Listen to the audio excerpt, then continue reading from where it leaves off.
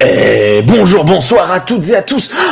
Bienvenue dans cette toute nouvelle émission de Trek Analyse. Analysons la saison... Ah merde, c'est dommage. Je la tenais, tu vois, et je l'ai échappé. La seule saison, enfin la première saison puis la seconde saison de The Animated Star Trek. Sean, tu fais une tête bizarre. Qu'est-ce qui va pas? Rien, tout va bien. Continue. Officiellement, il y a deux saisons. Tu peux pas relancer après ce faux départ. Ah non, bah écoute, c'est officiellement, il y a deux saisons. Oui. Il y a 2 saisons, même si il y a une saison qui... Plus de 3 épisodes. Mais... 5 peut-être. Oui, c'est ça. Il y a 5 épisodes dans la saison 2. Écoute, Thierry, non, ce faux départ, on est à quoi? Une trentaine d'enregistrements ensemble. Ça fait à peu près 29 fois que je me plante. On n'est pas, c'est pas grave. Non, celle-là, c'est trop. On ne peut pas se permettre de mettre celle-là. On est des punks, on laisse nos faux départs. Voilà. On laisse nos faux départs. J'y pense parce que ça me gratte la tête et je me vois à l'écran. Oui, j'ai eu des remarques. Oui, j'ai coupé les cheveux parce que vous voyez, ça commence à se voir. Du coup, je me suis dit, je vais assumer totalement. Je vais raser parce que j'avais de beaux cheveux qui cachaient un peu ma perte de cheveux. Mais je ne suis pas homme à me cacher des faits et de la réalité. Donc, j'ai préféré raser. Voilà, mais si ça vous plaît pas, dites-le. Si ça vous plaît, dites-le. Ça fera des commentaires. Dans tous les cas, c'est gentil. Comment vas-tu, Thierry? Eh ben, ça va très bien, d'autant plus que cette fois-ci, contrairement aux précédents enregistrements, j'ai du Blood Wine. Voilà. Je me suis pas encore préparé mon petit mélange de gingembre. Et retour aux bonnes vieilles traditions Klingon. Salut Sean, comment ça va? Salut, ça va bien. D'autant plus que j'ai des cheveux. Salaud. Ce soir, on se retrouve, tiens, tu vas faire le malin moins longtemps, on se retrouve pour parler de l'épisode 6 de la saison 1 de la série animée de Star Trek qui s'appelle The Survivor, les aventuriers du Survivor. Et en version française, Sean, comment est-ce qu'il s'appelle cet épisode à ton avis? Le survivant. Eh bien oui, bravo, il s'appelle le Survivant. C'est la première fois que t'en réussis, hein, je crois. Épisode diffusé pour la première fois le 13 octobre 1973 et se déroulant à la Stardate de 5143.3, scénarisé par James Schmerer. Ça se prononce comme ça, à votre avis? Schmerer? Je ne sais pas. Non. Thierry, ça se prononce pas comme ça. Je sais pas comment ça se prononce, mais pas comme ça. Thierry, avant d'enregistrer, tu as dit que tu avais une anecdote à propos de cette personne. Oui, alors c'est un truc tout bête, hein, mais c'est lui qui a contacté Gene Roddenberry et Dorothy Fontana pour leur proposer le scénario de cet épisode. Ah, ok. Voilà. Et d'après le bouquin dont on a plusieurs fois parlé sur la série animée, il soupçonne que c'est parce que c'était pendant la grève des scénaristes et que du coup son syndicat ne lui permettait pas de travailler comme scénariste pour une série live. Ah. Il avait besoin de thunes. Les règles du syndicat ne concernaient pas les séries animées, donc voilà. Ok, donc il a trouvé une astuce. Donc c'est un sale briseur de grève. Non, je sais pas si ça marche comme ça. Le Sean. Encore de nos jours, le syndicat qui s'applique aux scénaristes à Hollywood ne s'applique pas pour les séries animées. Ah oui. Non. Ils sont en train de monter leur propre syndicat à eux, quoi. Ils en ont bien besoin, je pense. Après, c'est pas plus mal hein, d'avoir, parce que tu peux être dans les deux syndicats à la fois et avoir les avantages de chaque syndicat. Si tu rejoins plusieurs syndicats, c'est très bien. Je ne m'y connais pas assez dans les détails, mais très personnellement, quand il s'agit d'être ou alors un acteur ou je sais pas, un animateur, je trouve que c'est des carrières complètement différentes. Quand il s'agit d'écrire un scénario, que ce soit pour quelque chose d'animé ou quelque chose de live action, à mon avis, même s'il y a des nuances, je pense que tu pourrais te couvrir par le même syndicat, quoi. Je sais pas.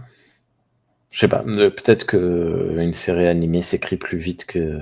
Non, je dis des bêtises. Non, je sais. C'est un peu différent parce que les contraintes sont pas les mêmes. Donc tu dois tenir compte, quand tu fais ton scénario pour de l'animation, du fait que l'animation n'a pas les mêmes contraintes que le live, et vice-versa. Hum. Et, Oui, et d'ailleurs, il y a Dorothy Fontana dans l'interview qui est citée dans le guide, encore une fois. Elle explique qu'il avait déjà scénarisé pour de l'animation. Alors, je sais pas laquelle, je n'ai pas trouvé. Mais du coup, elle disait que ça lui a permis justement de savoir ce que l'animation permettait. Et donc, ça lui a permis de se lâcher, notamment sur le design, dont on parlera plus tard dans l'émission. Ok.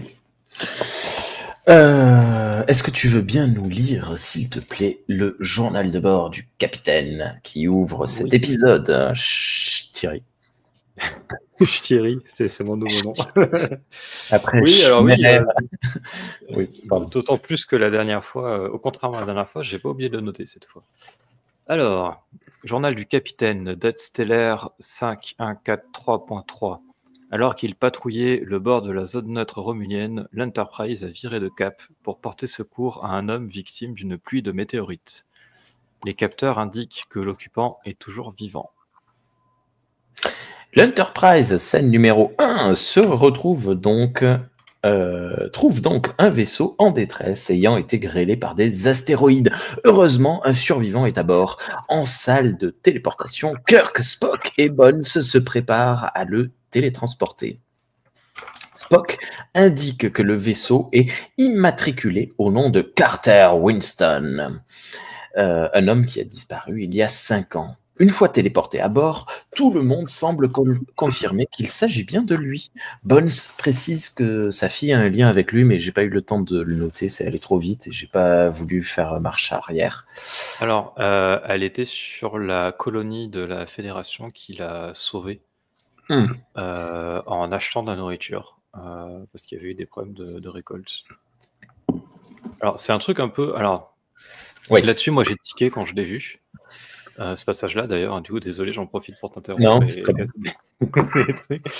Mais en fait, donc le background qui est d'ailleurs donné par ça, puis qui est un peu expliqué plus tard en plus, mais dès ce moment-là, on comprend du coup que c'est un riche, un mec très riche, mais très gentil.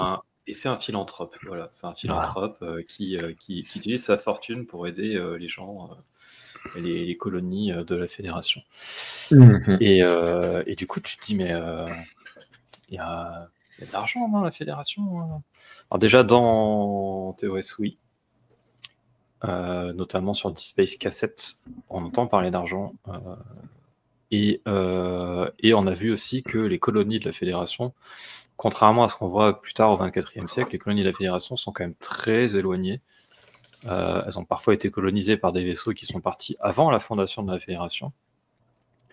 Et donc, c'est tout à fait envisageable qu'il y ait des économies, même complètement divergentes de la Fédération dans ces colonies-là. Et comme elles sont éloignées et que, du coup, les ressources de la Fédération peuvent difficilement y parvenir, notamment des réplicateurs, ça serait quand même vachement pratique pour éviter les famines. On peut se douter qu'ils doivent faire du commerce avec d'autres espèces plus proches de leur colonie que les espèces de la Fédération, quoi. Et qui donc ont certainement une économie. Et voilà. Donc, expliquer pourquoi on se retrouve avec des riches qui filent des sous. Par contre, ce que je ne comprends moins, c'est le côté admiratif des personnages de l'Enterprise qui sont censés avoir un peu dépassé tous ces trucs de la richesse et tout. Oui, mais vu qu'il est philanthrope... Oh là là, il est riche, oh là là, c'est Tony Stark, super. Non, il salue sa gentillesse. Il salue sa gentillesse et ses actions, pas sa richesse. Ouais, au XXIe siècle, il y a encore clairement de l'argent parce que les officiers Starfleet ont des crédits. On leur donne des crédits, des Federation Credits comme paye globalement, qui s'accumulent dans un compte quelconque qu'ils ont, qui est clairement inutile au sein de la Fédération, mais dès qu'ils commencent à à communiquer ou à devoir faire des échanges avec quelqu'un qui ne fait pas partie de la fédération, il s'en sert. Allez voir des danseuses Orion, dis-le. Ben, sur Deep Space Nine, il me semble qu'on entend beaucoup plus parler, puis on s'en sert beaucoup plus. Mais dès qu'on veut commencer à dealer avec quelqu'un qui est en dehors de la fédération, ils ont forcément besoin d'argent. Et aussi, ce que dit Thierry, c'est quelque chose qui m'intéresse depuis longtemps. Je sais que je suis la seule personne au monde qui voudrait voir ça, mais je voudrais littéralement voir une série sur les redistributions de ressources de la fédération. Parce que ça doit être très, très intéressant de savoir comment ils gèrent la quantité de ressources. C'est quand même limité dans un sens, même s'ils ont des réplicateurs, ben, il te faut un certain nombre d'énergie que tu peux créer, etc.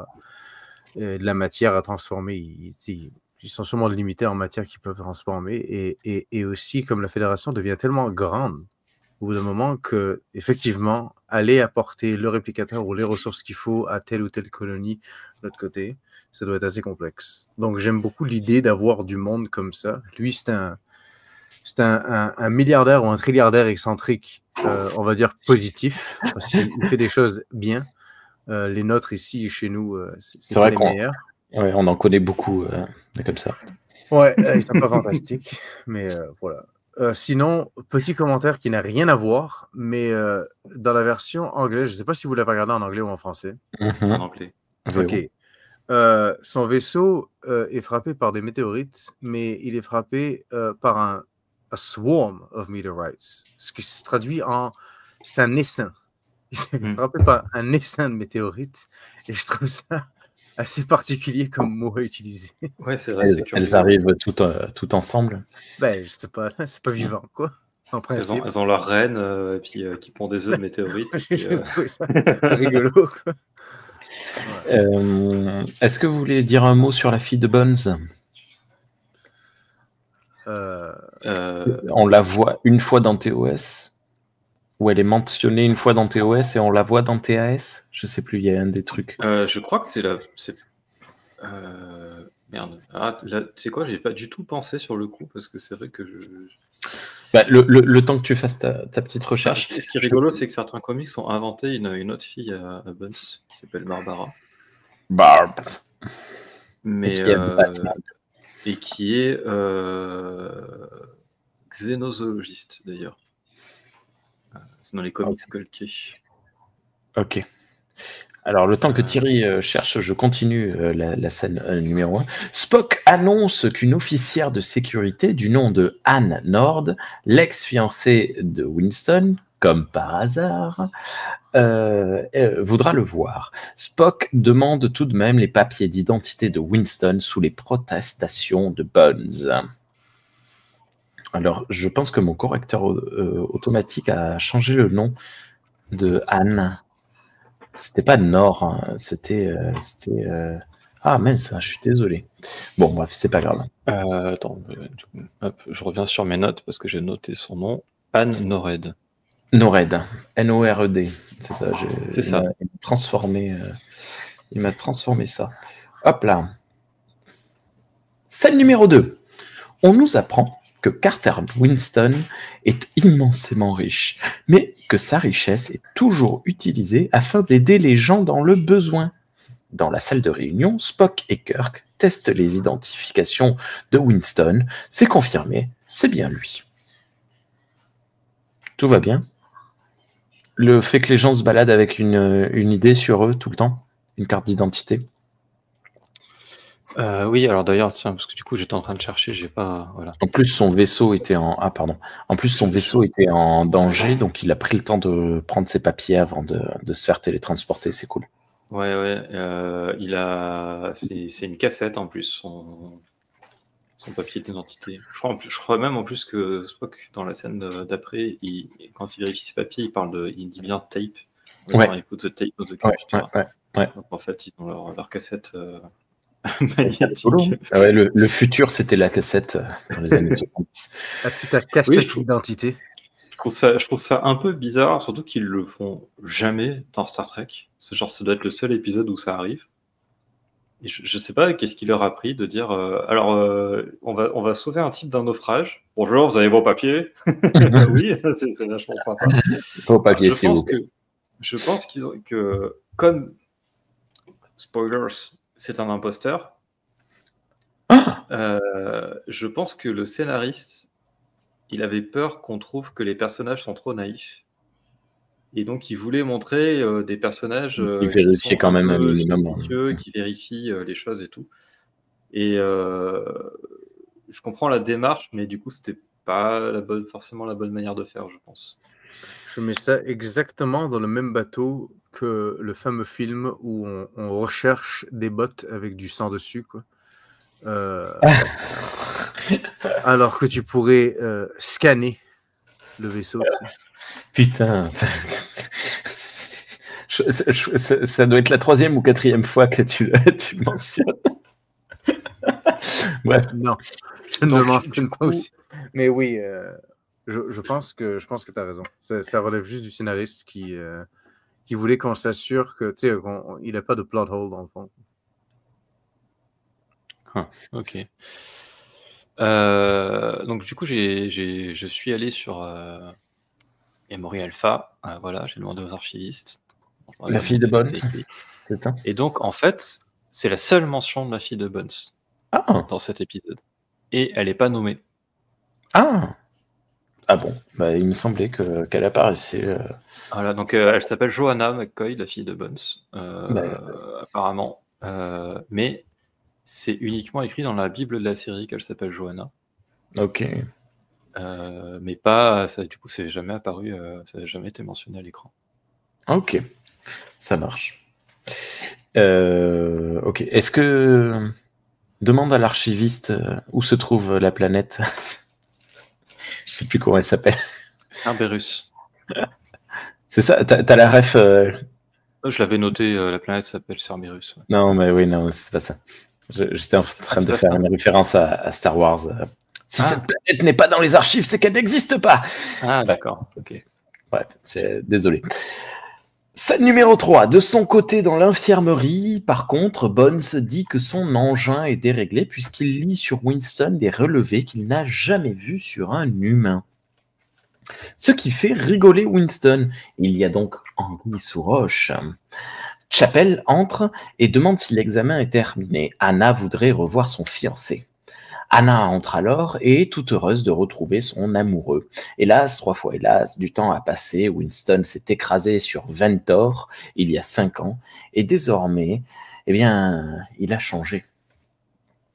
Il explique qu'après son crash, on lui a assigné un autochtone pour l'accompagner et que désormais, il ne peut plus l'aimer.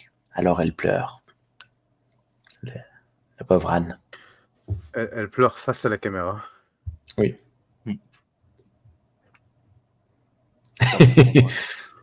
Mais dans TRS, les personnages collent beaucoup leur visage à la caméra. C'est marrant. Heureusement qu'il n'y a pas de caméra d'ailleurs. Parce que...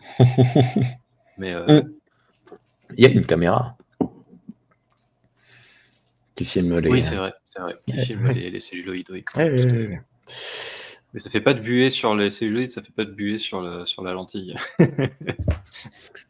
Scène numéro 4. Dans sa chambre, Kirk reçoit Winston qui voudrait examiner son vaisseau. Le temps de lui expliquer que son vaisseau est hors d'état d'utilisation, Kirk tourne le dos à Winston qui se transforme en poulpe de l'espace. Il touche Kirk qui s'évanouit. Les yeux qui tirent.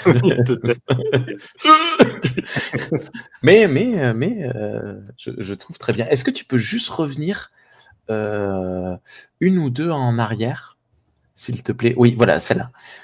Je suis désolé, mais ça, c'est pas Kirk. Le dessin est raté. C'est plus du tout le même personnage que là. On ne dirait pas Shatner. Il n'est pas aussi blond. Le dessin est raté, il a dit. Ouais. On dirait une sorte de Chekhov. Bah, on ne sait pas à quoi ressemble Chekhov dans TRS. Là, il ressemble à ça. Ok. Voilà, il s'est trompé. Voilà, 3 secondes avant, on l'avait vu. Ouais, c'est juste leur perspective qui est un peu non, il n'y a plus de muscles. Regarde-moi ce bel homme bien l'écran d'ordinateur a l'air d'avoir vachement rétréci aussi. Oui, en fait, oui, c'est ça, c'est le dessinateur ou la dessinatrice qui ne sait pas. Cette perspective-là, c'est trop compliqué. Il dit, je sais Par pas faire, contre, mais fais quand même. Bon, bah, l'effet de brouillage du poulpe de l'espace, moi je trouve ça assez joli, assez bien réussi. C'est pas, voilà, mais pour l'époque, c'était sympa, là, ça fait... Et donc voilà, il touche Kirk qui s'évanouit. Il lui fait une Vulcan Pinch. C'est ça? Oui, c'est vrai que ça fait vraiment penser à la prise Vulcan. Ouais. D'ailleurs, c'est un Vandorien, donc est-ce que c'est une prise vandorienne du coup? Le poulpe pose le corps de Kirk sur son lit et se retransforme, cette fois-ci, en Kirk, dans la foulée. Mais je me trompe de souris. Scène numéro 5. Dans l'infirmerie, Chapel explique que les instruments ne clochent pas. Mais Bones dit qu'il y a un problème. Il recommence tous les tests depuis le début. On voit bien que dans cet épisode, Bones il est là pour faire un peu la Scully, hein, de dire non, c'est autre chose qui va pas, c'est vraiment... c'est nous qui avons un problème, c'est pas... Ouais, c'est vachement intéressant d'ailleurs, enfin intéressant, oui, parce que du coup il est complètement aveuglé par son admiration pour le riche là, comment il s'appelle, Winston. Voilà, Winston. Et du coup il n'arrive pas à conceptualiser l'idée que il puisse ne pas être la personne qu'il admire. Et donc s'il y a des trucs bizarres, ça vient pas de lui, ça vient forcément des appareils, quoi. C'est très très... Alors, il se trouve que j'ai vu l'épisode avec Oberon, qu'on a pu entendre une fois, je crois, dans Star Trek pour les nuls, et qui me disait, là, sur le coup, là, il s'est mis à râler. Il m'a dit, de toute façon, Bones, c'est pénible parce que déjà dans la série originale, c'est censé être le meilleur médecin de Starfleet, c'est censé être un mec très important dans la fédération, hyper fort, hyper performant, mais il est extrêmement fermé de l'esprit. Et je réfléchissais, en fait, Bones, dans la série originale, souvent, cherche à représenter les humains du XXe siècle. Oui, c'est comme ça que je le perçois aussi, ouais. Voilà. Mais c'est vrai que c'est un peu... voilà. C'est un peu le triptyque de TOS. Je préfère être Bones que Tucker. M'identifier à Bones plutôt qu'à Tucker. Mais ouais, c'est l'homme des années 60, quoi, un peu. Ouais. Il est spéciste, il est toujours un peu... il aime pas la téléportation, donc il a un petit côté ludite. Enfin voilà, il y a un peu tous ces trucs. Ouais. C'est vrai. Quelque chose à dire? Tu pourrais dire que ça y donne un côté comme pragmatique ou rationnel qui lui, on va dire, qui fait que ses analyses sont plus terre à terre plutôt que d'essayer de chercher une raison farfelue à chaque, tu sais. Il va chercher une raison réaliste à pourquoi quelqu'un est malade ou pourquoi quelqu'un va bien, quoi. C'est ce que lit. Ouais, mais du coup, c'est pas très rationnel dans ce cas-là. Il n'utilise pas le rasoir d'Occam, par exemple. Ouais, mais ça n'avait pas été théorisé à cette époque-là. Donc, Quoi, dans le futur, ça n'a pas été théorisé? Scène numéro 6. Sur la passerelle, Poulpe Kirk vient et donne l'ordre à Sulu de se rendre sur la planète Rator 3. Situé, ça c'est pas Sulu. Oui, j'ai pris trop d'avance. Non, mais oui, mais j'ai pas. Donc on est sur la passerelle. Voilà. Planète située dans le territoire romulien. Sulu proteste évidemment, mais Poulpe Kirk répète son ordre. Spock dit que là-bas se trouve un gros objet. Il capte avec les scanners très longue distance. D'ailleurs, ce gros objet, on ne saura jamais ce que c'est, puisqu'ils n'y vont pas. C'est vrai. Mais bon, on en parle dans 5 minutes. Ils ont envoyé une bouée. Ouais, voilà. Scène numéro 7. Dans sa cabine, le vrai Kirk se réveille et se rend sur la passerelle. Il découvre alors la situation et dit que c'est ridicule. Spock montre alors une vidéo dans laquelle on résume la scène précédente, ce qui est assez rigolo, en en queuté. Kirk ordonne de faire demi-tour en distorsion 8 et alerte jaune. Il prend également Spock à part. Question de Oberon à ce moment-là, qui me dit, mais attends, la distorsion 8 à l'époque de TOS, elle n'existe pas. Il m'a dit dans ses souvenirs, c'était limité à 6. Mais dans TAS, on va jusqu'à la... On verra plus tard dans d'autres épisodes des vaisseaux qui vont jusqu'à la distorsion 11. Wow. Ils se transforment en limaces tous? Non, mais ils ont changé Voilà. Alors l'échelle de distorsion, oui, c'est vrai. Changé entre le 23e et le 24e siècle. J'avais oublié, c'est vrai. Par contre, dans TAS, effectivement, l'Enterprise a visiblement des capacités de distorsion supérieures à ce qu'elle avait dans TOS. Donc voilà. Donc c'est... D'après Thierry, à cette époque-là, ça a changé. Mais sinon, on pourrait dire que c'est une erreur de continuité. Non. Qui serait introduite par la nouvelle génération. Mais c'est vraiment dans la Bible des séries, quoi. D'accord. Et c'est un truc qui a été vraiment théorisé. Ah non, d'accord. Ok, d'accord. Pourquoi tu as pris en photo l'adresse spatiale Willow Valley? Bah rien, je trouvais encore ça rigolo que les chiffres des adresses spatiales soient sur des petits rouleaux qui tournent. Voilà, c'est très, très analogique. Je trouve ça très chouette. C'est chouette. Scène numéro 8. Dans l'ascenseur, je disais donc que Kirk avait demandé à Spock de venir à part. Kirk dit qu'il ne se souvient pas avoir donné ses ordres et va aller se faire examiner par Bones. Il se considère comme un danger pour le vaisseau. Et ça, moi, je trouve ça très bien. C'est bien, c'est un très bon réflexe de sa part, ouais. Parce qu'il a fait des trucs où il ne le faisait pas, ça. Bon, oui. Parce qu'il ne se remettait pas en question à ces moments-là, mais ça faisait partie du truc. Bref, donc c'est bien. Scène numéro 9. Dans l'infirmerie, Winston visite Bones et l'endort. Anne rentre et c'est Poulpe Bones qui l'accueille. Il la baratine pour lui faire comprendre qu'il est temps de passer à autre chose et d'oublier Winston. Sur quoi Kirk et Spock entrent. Kirk demande un examen complet. Mais Poulpe Bones refuse, prétextant avoir trop de travail. Spock l'interroge alors sur l'examen de Winston et demande s'il est certain de ne pas avoir fait d'erreur. Puis, les deux partent. Est-ce que vous voulez dire quelque chose avant que je dise ce qui se passe dans le couloir ? Le recadrage de Anne par... Oui, il y a avant ça, en fait, sur la scène de la passerelle. Ah.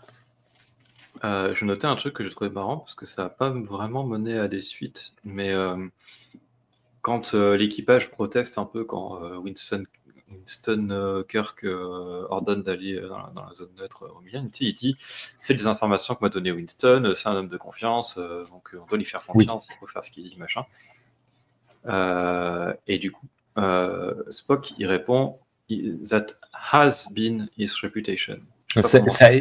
C'était sa réputation. Voilà, et il met vraiment l'emphase sur le has qui marque le passé. Genre dans la phrase, ça fait vraiment Nimoy, il met vraiment l'accent sur ce mot-là.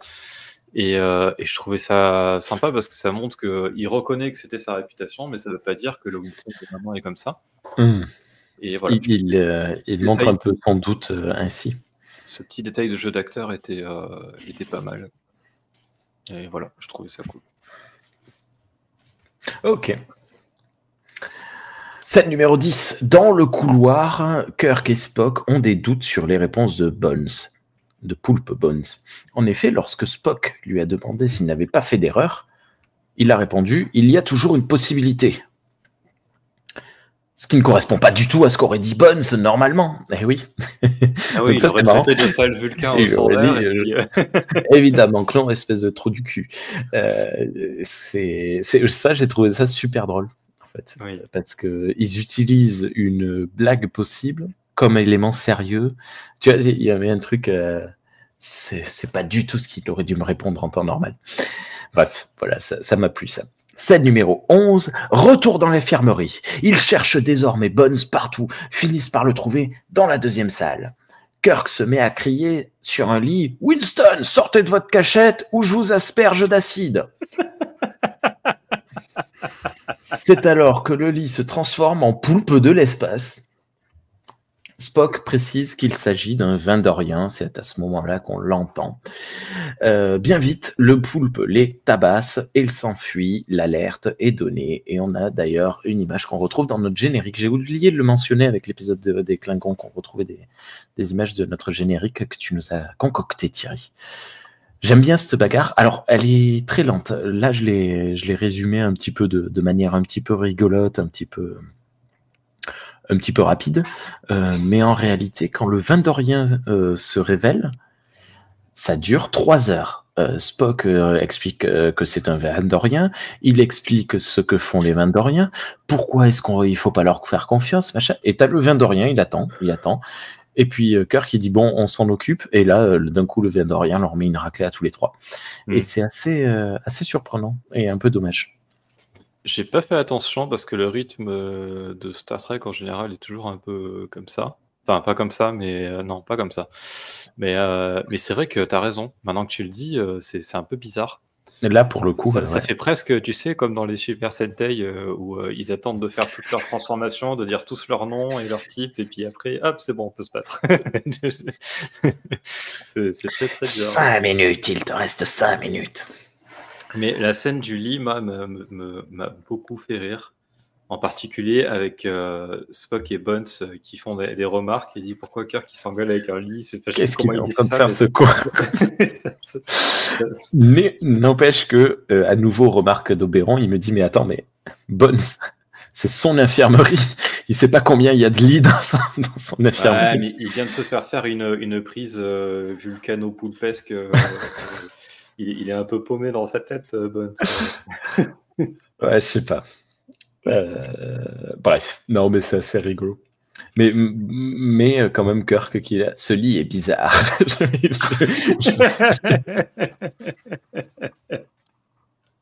Là, on voit mal parce que, tu sais, c'est animé comme ça, mais techniquement, tu t'imagines que dans la vraie vie, il manque peut-être des détails au lit, ou tu sais, c'est pas une réplique exacte. Donc, comme on aura dans Deep Space Nine avec le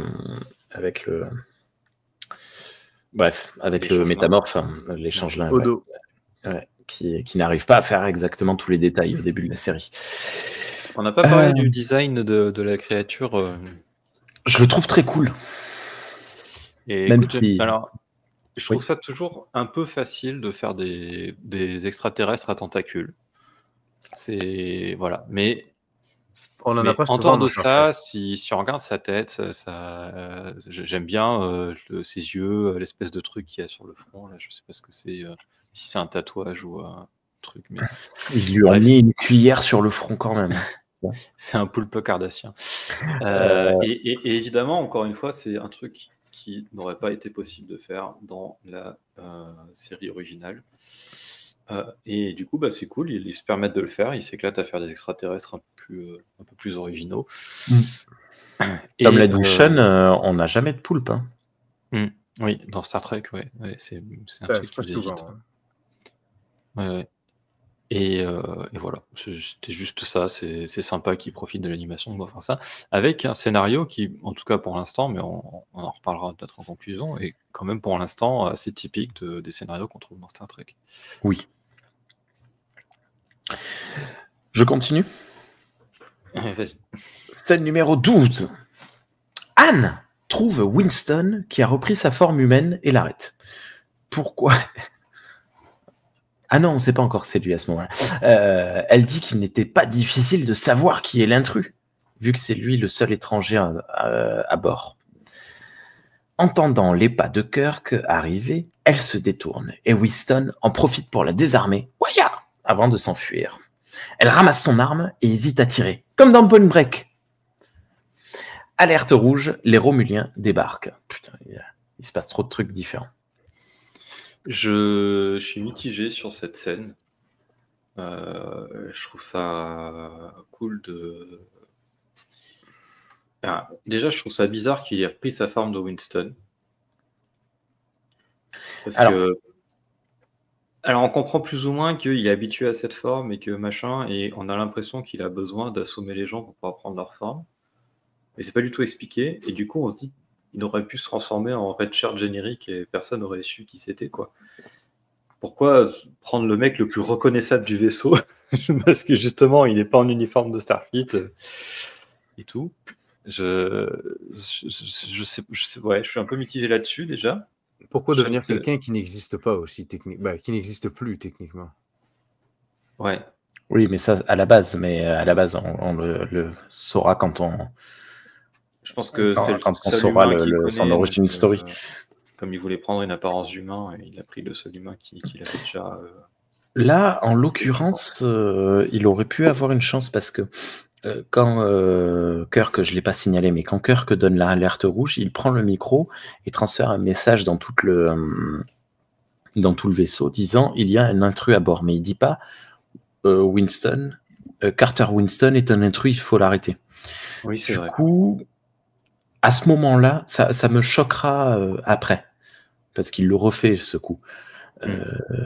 D'ailleurs, on a la même scène, j'y viens tout à l'heure. Et ouais, là, c'est vraiment pour nous faire la point break. Elle est dite, et puis elle y va pas. Ça, par contre, pour le coup, ça passe pas très bien, je trouve, en animé. Par contre, en live, ça serait super bien passé. Surtout Anne, là, pour le coup, la voir en live, débarquer, tu peux lui faire un truc un peu physique et tout, machin, tu peux te dire, ok, c'est une agence, c'est une agence Starfleet de sécurité. Elle est efficace dans son travail. Et la preuve qu'elle est efficace, elle lui est tombée dessus direct. Mais ça fonctionne moins bien en animé. Je pense qu'en physique, ça aurait été. Moi, c'est un peu la deuxième raison pour laquelle je suis mitigé là-dessus, parce que d'un côté, tu as le côté cool du c'est la nana qui le retrouve et qui le menace avec un phaser et tout. Et en même temps, c'est la nana qui le laisse partir, quoi. Et ça fait un peu. Je trouve que ça fait un peu cliché, quoi. La cruche qui est pas capable de tirer sur un mec. Non, à ce moment-là, je suis pas d'accord. Thierry, à ce moment-là. Je te dis que je suis mitigé parce que là, j'utilise des mots un peu forts, mais c'est pas aussi tranché dans la scène, évidemment. Et à ce moment-là, elle ne sait pas encore qu'il est métamorphe.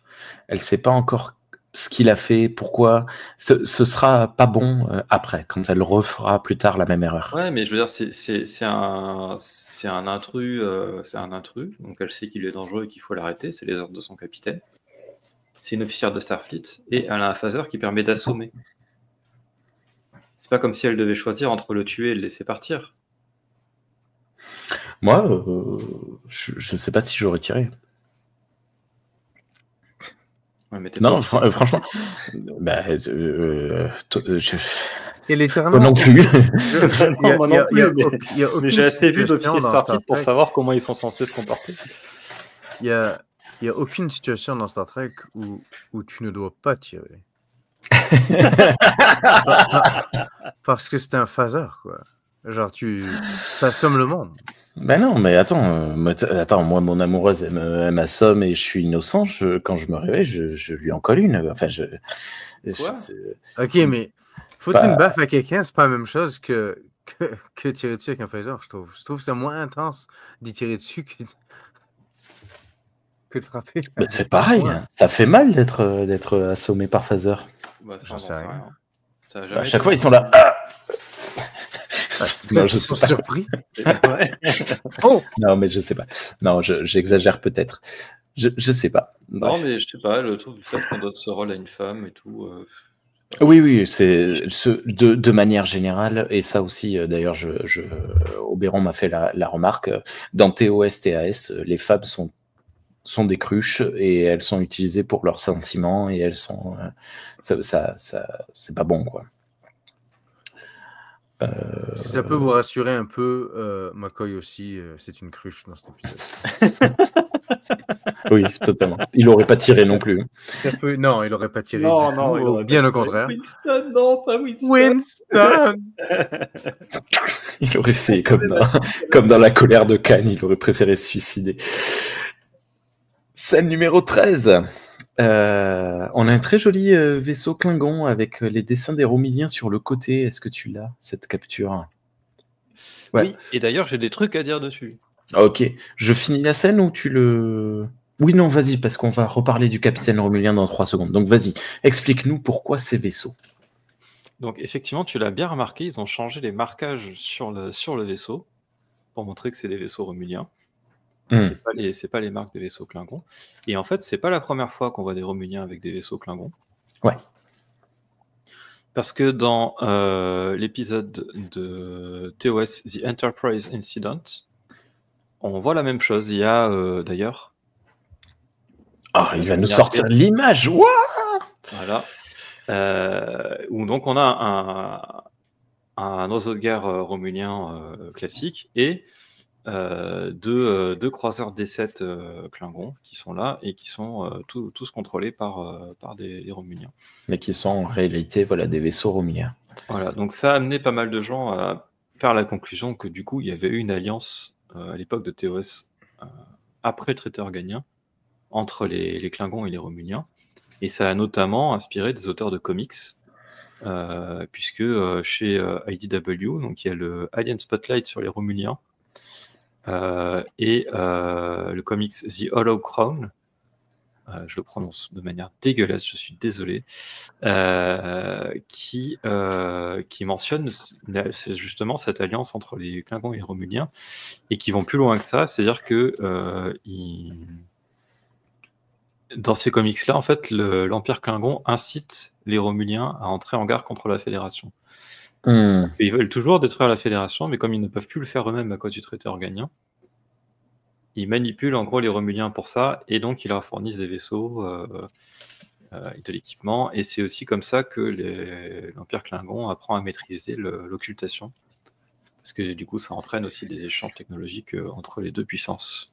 Ok. Ça me paraît logique, mais que c'est pas canon. Voilà, tout à fait. Par contre, le fait que les Romuliens utilisent des croiseurs D7 Klingons, ça l'est, puisque c'était déjà dans TOS. Voilà. Ouais, on l'avait déjà vu. Ok. Ben, merci Thierry pour cet échange. Sur la passerelle, un capitaine romulien prend la parole. On dirait un elfe de l'espace avec tout ce vert. C'est un elfe des bois de l'espace. Comme quoi, Elnor... Non, bah non, c'est même pas c'est pas un vu. Si, oui, mais si. Comme quoi, Elnor. Si, les Romuliens, ouais. Le fond, c'est le même fond que ceux des Klingons, sauf qu'ils ont changé les couleurs. Ils ont mis du jaune et du vert au lieu du bleu et du rose fuchsia. Ça se fait un filtre par-dessus, d'ailleurs. Ouais, je pense que c'est probablement un truc comme ça. Qu'est-ce que tu dis, Cham? Surtout ces habits, là, on dirait vraiment qu'ils sortent de Seigneur des Anneaux. Ah ouais, c'est incroyable. Alors que pour le coup... Ouais. Soit ça, soit il a un pull à capuche avec une capuche un peu grande et puis il sort d'un clip de K-pop. Ouais, c'est ça. Lui, il fait partie du boys band, mais romulien. Tu sais. Oh là là. Non, mais c'est quand même très étrange parce que les Klingons, leur tenue dans TOS, elle était particulière, ce qui fait que, enfin, elle n'était pas extrêmement notable. Ce qui fait que dans TAS, bien que ça soit rose comme tenue et assez surprenant, c'est pas non plus extrêmement choquant le style. Là, les Romuliens, ce qu'on a vu des Romuliens dans TOS, on les voit très peu, mais ce qu'on en a vu, c'était quand même pas ça du tout. Oui, ils ont des couleurs assez. C'était le coupe au bol, c'était une espèce de tenue très romantique. Enfin voilà, il y avait un truc très notable, quoi, très marquant. J'y repense qu'en cherchant, je sais plus quoi, je suis tombé sur des images de comment ça s'appelle cet épisode. Dans The Enterprise Incident, d'ailleurs, la capitaine romulienne, elle porte du rose. Et un coloriste qui adore autant le rose que ça, il aurait pu mettre du rose, là, ça aurait collé en plus, parce que c'est vraiment, c'est une des couleurs que portent les Romuliens. Je sais plus si c'est du rose. Ah oui, c'est vrai, ouais, j'avais oublié. J'ai oublié de donner les notes des épisodes, de l'épisode. Est-ce que c'est trop tard ou est-ce que je le fais à la fin? Allez, je le garde pour la fin quand on donnera notre avis. Donc, ce fameux capitaine romulien qui prend la parole. Il annonce que l'équipage est désormais prisonnier, en accord avec le traité signé. Kirk comprend tout immédiatement. Winston est en fait un espion romulien. C'est un piège depuis le début pour faire entrer l'Enterprise en zone neutre. Kirk reprend le capitaine au téléphone et le confronte. « Je ne me rendrai pas, c'est vous qui nous avez attirés ici. » La capacité d'analyse de ce type est incroyable. Bah non, mais c'est... Là, pour le coup, c'est le fameux instinct de Kirk, je pense, plus que sa capacité d'analyse. Mais ouais, c'est un peu... ils sont infiltrés, ils tombent sur les Romuliens. Les Romuliens, ils sont connus pour espionner. Bon, ben voilà. Pourquoi t'as montré un DVD du Blob? Parce que je l'ai touché avec mon coude et que je l'ai trouvé cool. Et on parlait de Rose il y a 3 secondes. Donc... Un des rares films où je préfère le remake à l'original. Ah ouais. Ok. C'est numéro 14. Dans la salle des machines, Scotty voit un mec trafiquer des câbles. Il n'a pas le temps de réagir que le type en question le pince. C'est le poulpe de l'espace. Tu voulais parler de la femme chat? Oui, parce que dans cette scène de passerelle, on voit Emress et c'est sa première apparition. Voilà. Et elle est très cool et elle est doublée par Majel Barrett. Ah, cool. Voilà. D'accord, qui joue donc 3 personnages dans cet épisode. Son badge est tellement grand qu'il est sur son col. Mais les badges, c'est n'importe quoi. Les uniformes féminins, je crois, pour beaucoup d'uniformes féminins, ouais. Parce que du coup, comme ils baissent le col, mais qu'ils n'ont pas envie de bouger le badge, ben voilà. Voilà. Donc dans la salle des machines, Scotty voit un mec trafiquer des câbles. Il n'a pas le temps de réagir que le type en question le pince. C'est le poulpe de l'espace. Il reprend son travail et désactive les boucliers et ouvre les portes du hangar. Sulu dit qu'il veut s'enfuir. Scène numéro 15, vous m'interrompez parce que ça va vite. Dans la salle des machines, Kirk constate tout ce que je viens de dire, mais coup de théâtre, Anne remet la main sur Winston dans une image inversée de l'autre scène. C'est vrai. Ouais, c'est marrant. C'est l'occasion d'en apprendre plus sur la mort de Winston. Il s'est bien écrasé sur la planète. Il a bien été soigné par un Vendorien. Et il a survécu à peu près 1 année avant de mourir. Depuis, le Vendorien se transforme en lui, assimilant ainsi ses pensées, mémoires, attitudes, etc. Il se transforme face à elle et lui dit « Voyez qui je suis, vous ne pourrez pas m'aimer, oubliez-moi ». Sur quoi Kirk arrive et dit « Moi, je peux pas vous oublier ». Sur quoi les Romuliens tirent et Winston s'enfuit encore.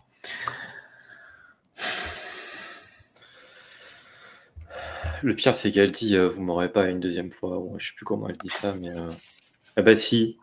Voilà, bon. Alors, la faute des Romuliens, mais ouais, voilà, c'est ça l'astuce, c'est qu'elle est sauvée par le fait que les Romuliens aient tiré.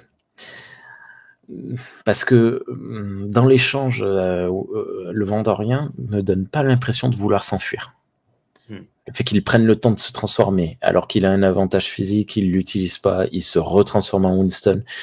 Il est vraiment là pour discuter, donc elle a gagné. Enfin, tu vois, c'est quand même le. Enfin, oui, elle aurait dû tirer dès qu'elle l'a vu, en fait, et c'est là qu'elle perd toute crédibilité. C'est dommage. Au fond, on va le voir dans pas longtemps, mais ça n'aura pas de conséquences dramatiques, et c'est ça qui sauve un peu le truc finalement. Mais bon. Ouais, c'est nul. Scène numéro 16. Sur la passerelle, Spock confirme que le capitaine romulien est à l'attaque. Le capitaine appelle et demande une dernière fois à ce qu'il se rende. Sulu indique que un des boucliers est actif. Kirk n'hésite pas une seconde et fait tirer phaser et torpille en même temps sur un vaisseau. L'autre vaisseau tire un coup. L'Enterprise réplique de la même manière. Les 2 vaisseaux s'enfuient, ce qui est étrange.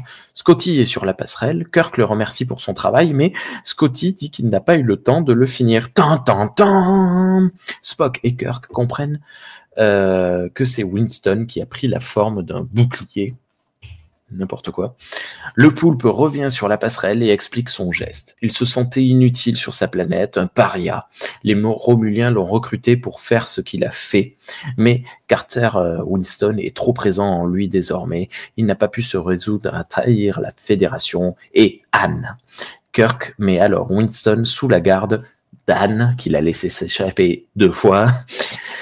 Blague de fin, Bones est soulagé qu'il n'y ait pas eu 2 Spock, et Spock dit que c'est dommage qu'il n'y ait pas eu 2 Bones, car cela aurait élevé le niveau de l'expertise médicale à bord. Fin de l'épisode. Mais il fait une super bonne blague, je trouve. Oui, alors, est-ce que c'est... moi, j'ai l'impression, mais alors je me trompe peut-être, sûrement même, que c'est la première fois que Spock, parce que Spock, il vanne Bones sans problème, voilà. Mais j'ai l'impression que c'est la première fois qu'il l'insulte sur ses compétences médicales. Sur le coup, moi j'étais là, waouh, parce que j'avais oublié cette phrase. Quand j'ai revu l'épisode, je me suis dit, waouh, c'est violent quand même. Il le traite d'incompétent, quoi. Non, c'est une vanne.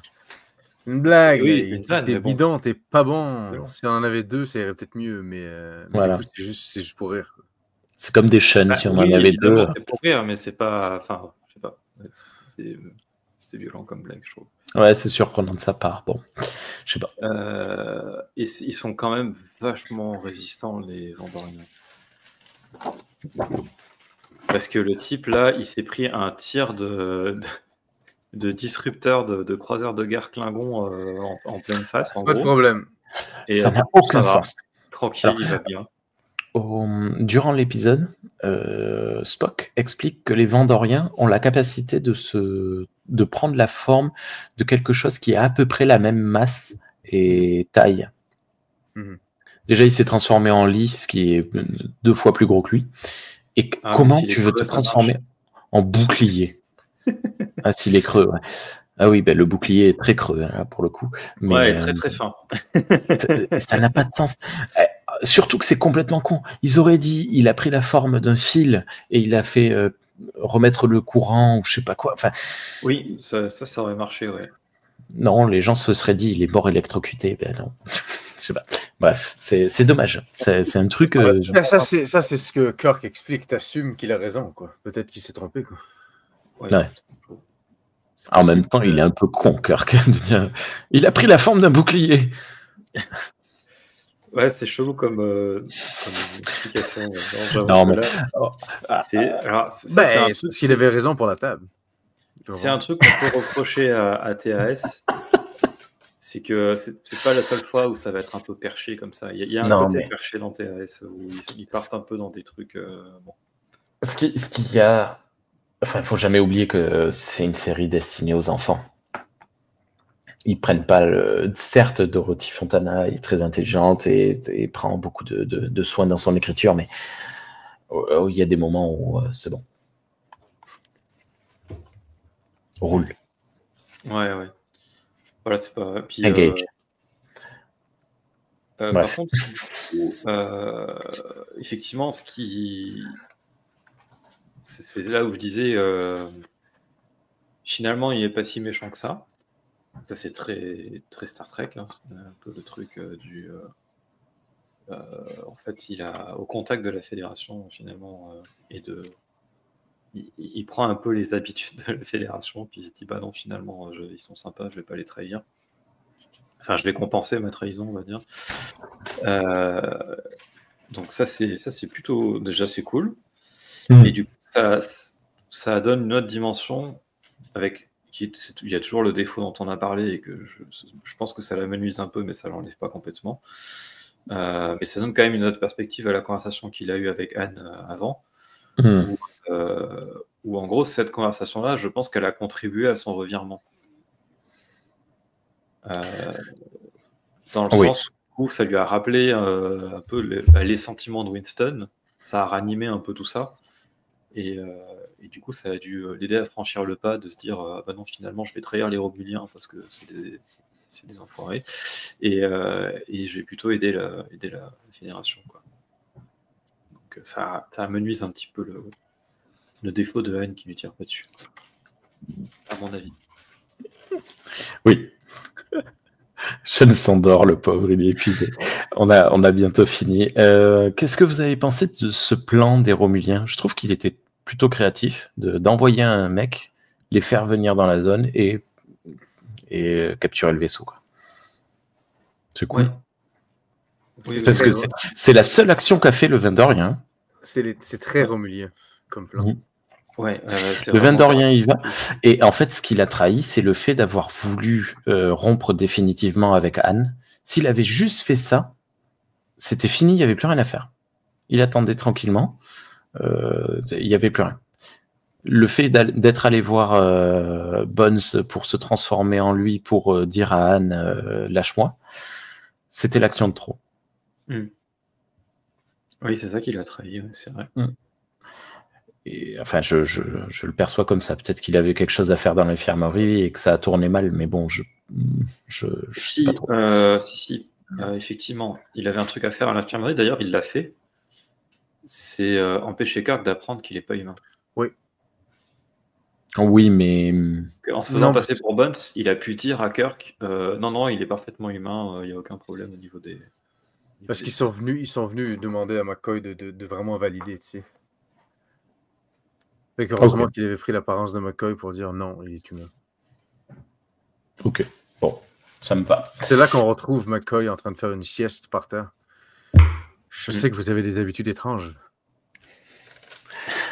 Cet épisode est un emblème de la différence et de la radicalité de nos deux forums francophones sur Star Trek, puisque Ultime Frontière l'a noté 5,87 sur 10 et la communauté francophone de Star Trek l'a noté 9 sur 10 pour une moyenne de 7,435. Ils ont mis quoi, 5.9, ils ont mis 6 globalement. Qui? Non, Ultime Frontière 5,87. Ouais. Un peu moins de 6. Arrondi, ça fait... Et l'autre, 9 sur 10. Mon Dieu, ok. C'est vrai que c'est une sacrée différence, c'est impressionnant. C'est dû au fait que sur la communauté, il n'y a qu'une seule personne qui a voté. Je voulais pas le révéler. Mais... Quels sont les reproches qui sont faits à l'épisode? J'ai pas lu. Que c'était nul. Je sais pas.